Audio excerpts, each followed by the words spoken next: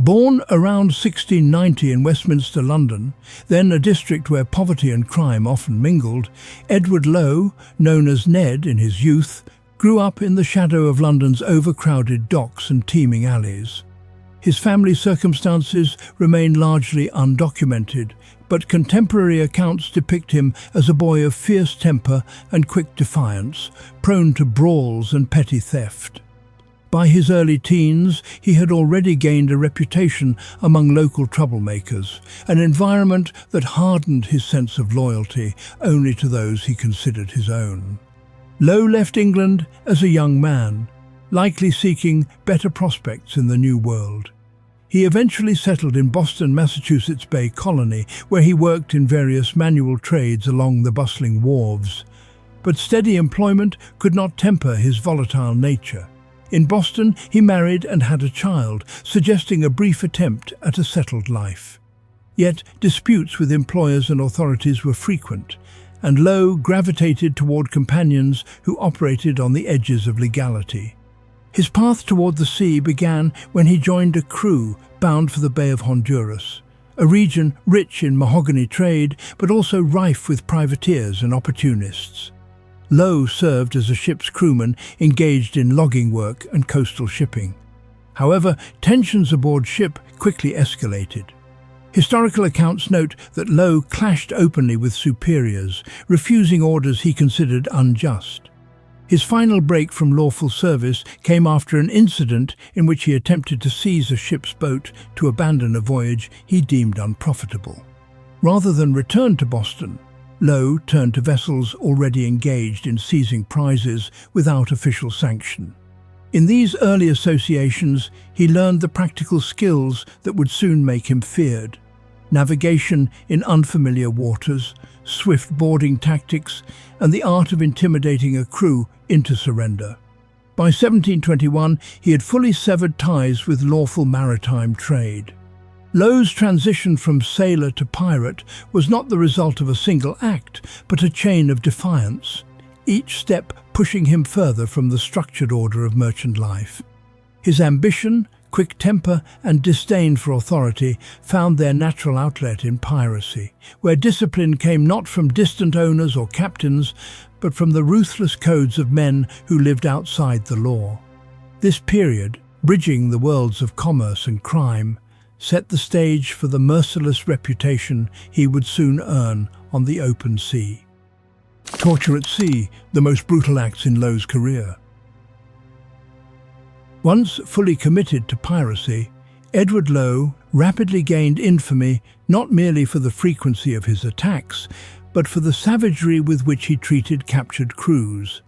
Contemporary accounts from survivors, ship logs, and colonial reports paint a picture of a man who took cruelty beyond the practical purposes of intimidation. While most pirates of the early 18th century relied on fear to secure quick surrender, Lowe appeared to wield it as an instrument of personal vengeance and domination. By 1722, commanding ships such as the Rebecca and later the Fancy, Lowe prowled the North American coast, the Caribbean, and even the Azores, taking merchant vessels of English, French, and Spanish origin alike. His raids followed a grim pattern: intercept the target, unleash a rapid boarding, strip the vessel of valuables, and then mete out punishments to those who resisted, or sometimes to those who simply crossed his mood.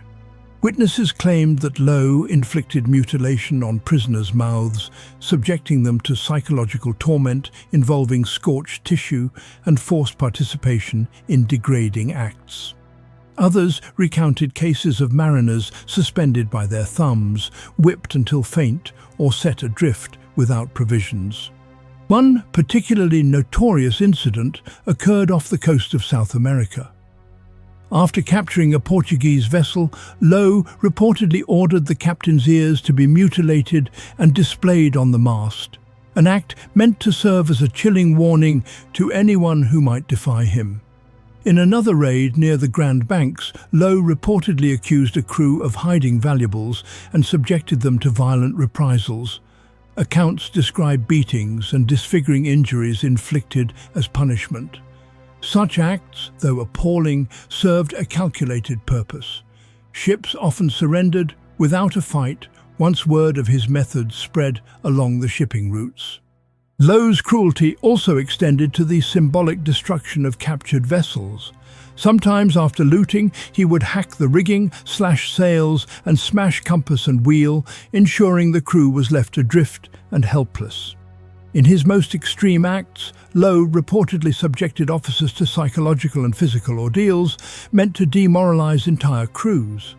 One documented tactic involved tying captives to the bowsprit during combat, leaving them exposed to enemy fire from their own countrymen. Unlike certain contemporaries who maintained a code of limited violence, Lowe disregarded such restraint. Reports from colonial governors to London described him as a man of blood, whose acts were wholly in excess of what is needful for the taking of ships. Even hardened privateers considered his methods dishonourable, a dangerous distinction in the rough fraternity of sea raiders. These calculated outrages made Lowe a figure both dreaded and despised across the Atlantic trade network. His reputation was not built on grand naval victories or vast treasure hoards, but on the terror he sowed in the minds of sailors from Boston to Barbados. In this, his legacy differed sharply from that of more celebrated pirates. He was remembered not as a rogue adventurer, but as a master of deliberate, methodical cruelty, one whose name alone could still a ship's crew before a single shot was fired. Burning ships with crews aboard, Lowe's reign of fear. Among Edward Lowe's many crimes, few instilled greater dread than his deliberate destruction of ships with their crews still aboard. In the early 1720s, merchant sailors across the Atlantic spoke in whispers of his willingness to consign entire vessels to flames, not merely as a tactical act, but as a calculated display of dominance. While other pirates might abandon captured crews in boats or on remote shores, Lowe on multiple occasions ordered that ships be set alight while prisoners remained trapped below deck. Burning ships was not merely an act of destruction, it was an assertion of control over the very lifeblood of maritime commerce. In an era when wooden vessels were the sole means of trade and transport, such acts represented not just the loss of property, but the erasure of livelihoods and the annihilation of entire crews in a single decision. Colonial governors in Boston, Antigua, and Barbados sent urgent warnings to merchant captains, advising them to avoid waters where Lowe had been sighted. The pattern of these attacks reveals a clear escalation in his methods. While earlier in his career he sometimes abandoned ships after looting, by 1723 and 1724, destruction had become a defining feature of his piracy. This shift coincided with his growing infamy, as he realized that terror itself could be as valuable a weapon as the cutlass or cannon. In the volatile world of 18th century sea trade, where news traveled faster than ships, the image of burning masts against the horizon became synonymous with the presence of Edward Lowe.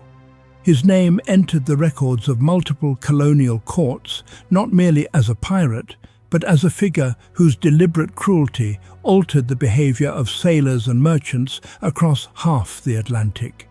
Lowe's violence did more than terrify crews. It bent trade routes, compelled convoys, and forced governors to widen the war for the sea lanes. The Atlantic learned how reputation, carried faster than sails, could overrule law. That lesson remains: fear, once systematized, becomes policy. Which documented act most altered sailors' behavior, burning captured ships, mutilating officers, or smashing compasses and rigging, and why? Comment below. As Captain Charles Johnson wrote in 1724, "Nature seemed to have designed him for a pirate from his childhood.